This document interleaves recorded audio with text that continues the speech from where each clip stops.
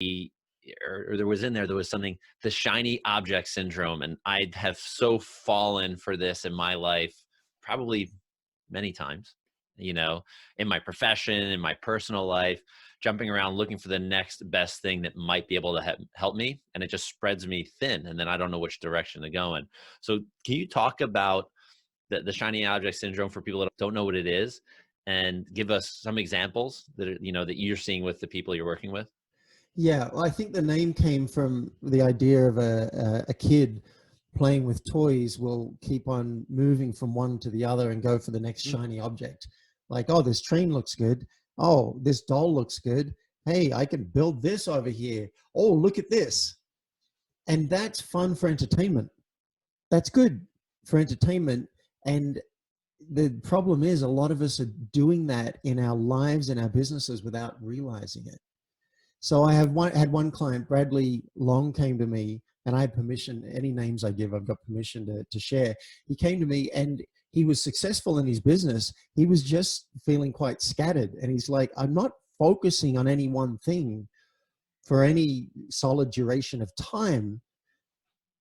And what that meant was, one, his business wasn't growing as fast as it could, which was a problem for him and his wife.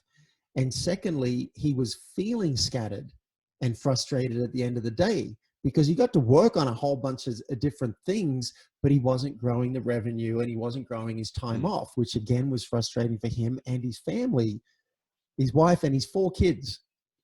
So what we did it's with a lot of him kids. is, yeah, well, and a fifth on the way. Wow. So what we did with him is we started to focus. We're like, let's look at what really matters to you. What do you want in the business 12 months from now? How's it going to look? So we start to paint a picture. That's the first step. And then we started working out what he was not to do. What are the things that draw you and are tempting, but at time sucks? And so we created a not to do list. If you Mm, just do that, listeners, you just create, look, we're going into the new year.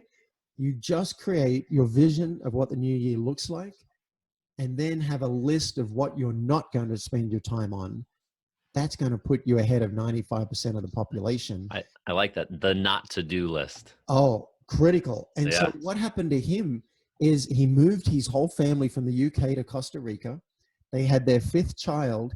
He cut his hours in half and Wow. then started breaking sales records in his company month after month, cracking $100,000, which he'd never done before. So you actually can, if you're going to be rigorous in your not to do list and you're going to focus on what really matters, you can actually work less and achieve more. It sounds like a sales pitch, and it is, but Mhm. that doesn't mean it's not true and that it's not Yeah. actually available to you. Yeah. So let's dive into that concept, because this is important. He halved his time, made more money, had more time with family, which is obviously probably one of his big core values, to have that time available. 5 kids. I mean, how could you not? Yeah. How could that not be? And, Obviously, there's got to be some kind of value there. yep. Right. And he started teaching ninjutsu to the local kids in Costa Rica.